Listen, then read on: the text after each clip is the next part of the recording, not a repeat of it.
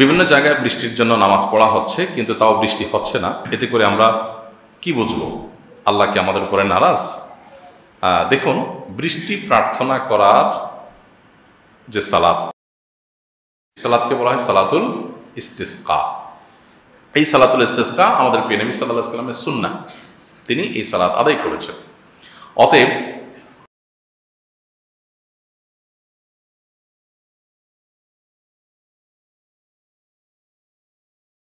আমরা আল্লাহর কাছে দোয়া করব, আল্লাহ আমার দোয়া বাহ্যিক দৃষ্টিতে কবুল করুন অথবা না করুন।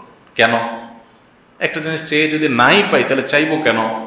কারণ হলো, এটা দুনিয়ার মানুষের কাছে চাওয়া নয়। দুনিয়ার মানুষের কাছে চেয়ে যদি আমি না পাই তাহলে চেয়ে অযথা নিজেকে ছোট করবো কেন? এটা হলো দুনিয়ার মানুষের হিসাব। আর আল্লাহর হিসাব কি? আল্লাহর কাছে যে আমি চাইলাম,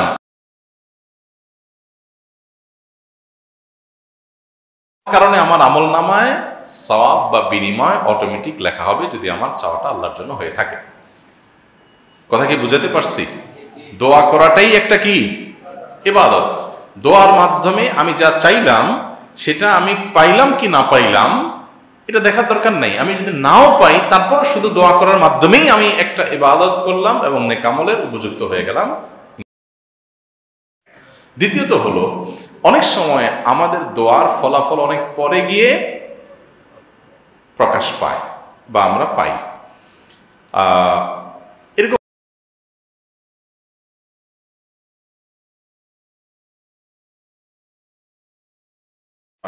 আল্লাহ বলেন না, আল্লাহ তাআলা বলেন না। ওইটা এমন সময় না, হয়তো পরে অনেকদিন পরে, আমি কোনোদিন আল্লাহর কাছে এটা চেয়েছিলাম, আল্লাহ এখন আমাকে দিয়েছে। বান্দা যখন আল্লাহর কাছে কোনো দোয়া ভাবে কবুল হয়, তিন ভাবে। নাম্বার এক,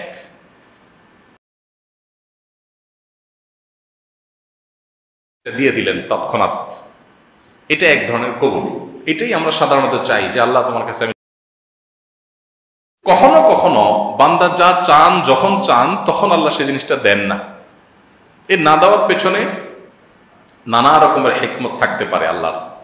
তার ভিতরে একটা হলো, আমি এই মুহূর্তে চাইলাম আল্লাহ আমার এই জিনিসটা দরকার, ওই জিনিসটা হইলে আমার মনে হয় আমার অনেক উপকার হবে, কিন্তু আল্লাহ জানেন এই মুহূর্তে এটা আমার না হলে বরং উপকারটা আরো বেশি হবে।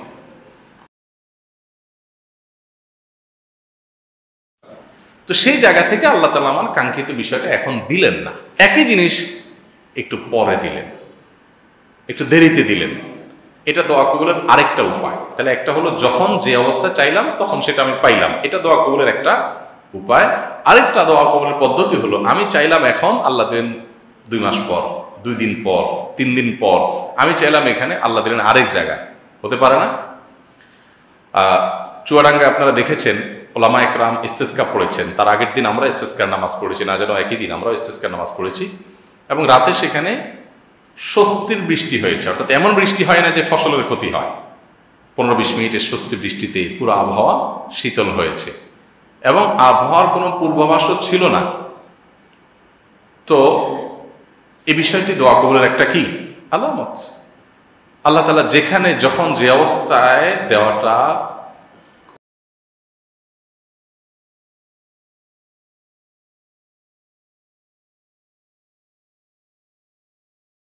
যখন যা চাইলাম তখন তো দিলেনই না, আবার পরেও দিলেন না, জমা রেখে দিলেন যে বান্দা দোয়া করছো, এটার বিনিময়ে দিলাম না, জমা থাকো, তুমি আমার কাছে পাবা। আখিরাতে বান্দাকে আল্লাহ তাআলা তার বিনিময়ে সওয়াব দিয়ে দেন। এই তৃতীয় প্রকার বিনিময় দেখে কিয়ামতের ময়দানে বহু মানুষ আল্লাহর কাছে বলবে যে আল্লাহ, হয় যদি এখানে আখিরাতে পাইতাম কতই না ভালো হইতো। কারণ দুনিয়াতে আমার যে প্রয়োজন পূরণ হবে সেটা তো সীমিত সময়ের জন্য, খুব ক্ষুদ্র প্রয়োজন পূরণ, আর এখানে তো এটা আমার অন্তঃসীমকালের জন্য কাজে আসছে। তখন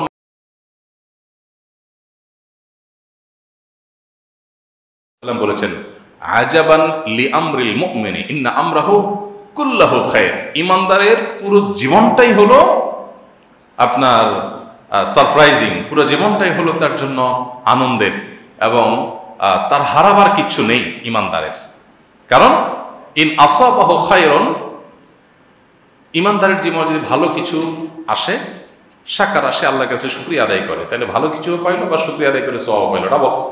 ওয়াইন আসাবাহু শাররুন, আর যদি ইমানদারের কোনো বিপদ আপদ হয়, সমস্যা হয়, যা চাইলো তা পাইলো না, তখন সবর আসে, সবর করে যে ঠিক আছে, না পাইলো আমি আল্লাহর উপর সন্তুষ্ট, তখন সে বিনিময় লাভ করে। তাহলে হাতির মতো মরলেও লাখ, বাঁচলেও লাখ।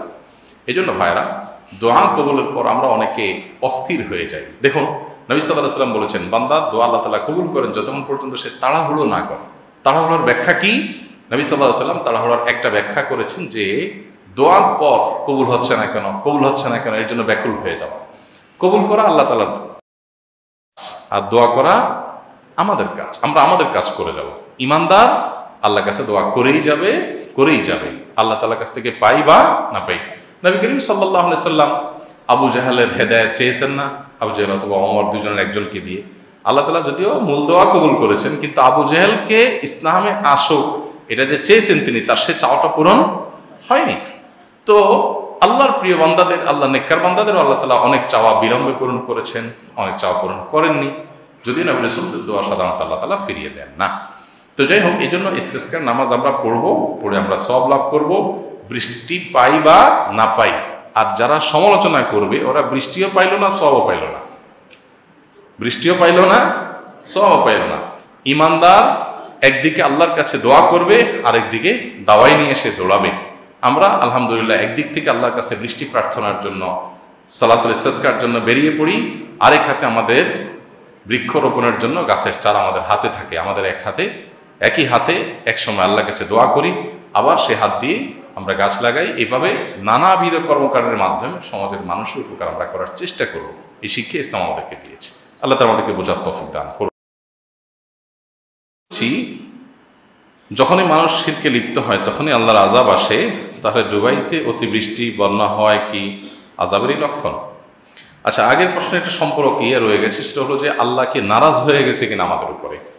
তো এখানে একটু বলতে হয়, অবশ্যই ইমানদার দোয়া কবুলের তিনটা সম্ভাবনার কথা যেমন মাথায় রাখবে, ঠিক এটাও মাথায় রাখা উচিত যে হয়তোবা কোনো কারণে আল্লাহ তাআলা আমার উপর অসন্তুষ্ট, যেজন্য সেজন্য আমি নিজেকে সংশোধন করার চেষ্টা করব, আত্মপর্যালোচনা করব, আত্মশাসন করব, নিজের প্রতি ফোকাস দেব যে আমার ত্রুটির জায়গাগুলো কোথায়। অবশ্যই আমরা সেই দৃষ্টিকোণ থেকে দেখব যে